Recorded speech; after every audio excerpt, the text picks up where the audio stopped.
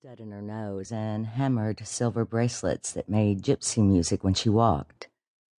When she was sad, she'd slip on fairy wings and sit cross-legged on her bed, drinking green tea and sketching out her demons so we could burn them in a ritual cleansing. I'd sprawl on the tiger rug that her grandfather had shot on Kenyan safari, reading Les Miserables and trying not to show how happy I was. I loved Anabelle with an intensity that frightened me.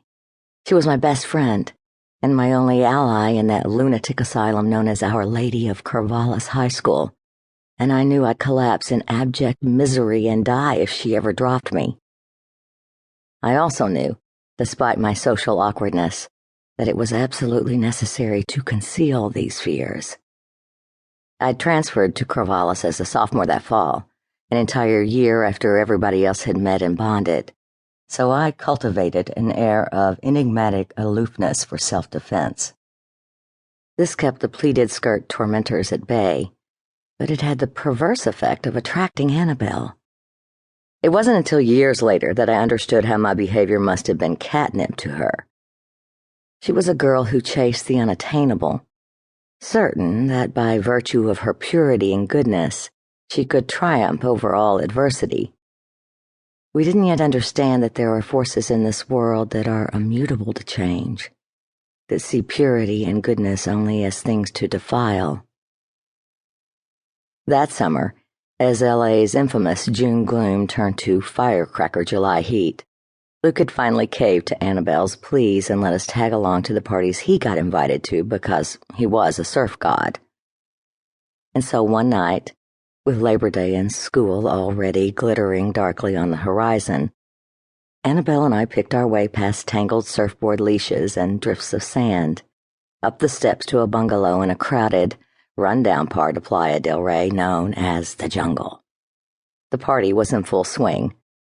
Up close, the music was so loud that the glass in the front windows rattled in time to the subwoofer.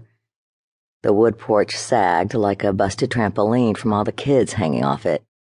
Punks, goths, surfers, glammed-out Hollywood kids, a squad of polo shirts that looked like they'd wandered down from a UCLA fraternity, lithe, tanned girls with kaleidoscope eyes drifting like jellyfish. Luke disappeared inside with a wave and a grin. That was our deal. He brought us along, but he didn't babysit. "Whoa," said Anabelle, her platform sandals catching on an empty beer bottle. With a gurgle, it spun and rolled away. "Spin the bottle." I caught her arm to steady her and breathed in gusts of Clairol herbal essence shampoo. Anabelle wore a batik skirt with indigo fringe and a sleeveless crop top made of crocheted lace. I wore an ivory satin camisole slip dress with round-toed vintage pumps from Bullock's Wilshire that I'd found at an estate sale in Hollywood. In the living room, furniture had been cleared away, and kids were pogoing in slow motion, as if the music in their heads ran at half speed. Guys leaned against the walls, drinking beer out of plastic cups. Not knowing a soul, we made our way to the bathroom to check our fabulousness and plan our assault on the evening. I locked the door. Anabelle leaned against the counter, cradled her taut, exposed belly, and frowned. "I look fat," she told the mirror. "No, you don't," I said loyally and truthfully. "You're skinny." "I feel so bloated. I'm about to get my period." "You can't tell." Someone pounded on the door. "Just a minute," I called. In the mirror, Anabelle's eyes flickered over my dress. "Let's switch," she said. "I have to hide my big fat poochy stomach tonight." "You're on crack," I said. But I was already shimmying out of my frock and handing it to her because it was inconceivable that I'd deny her anything. In fact, I was grateful.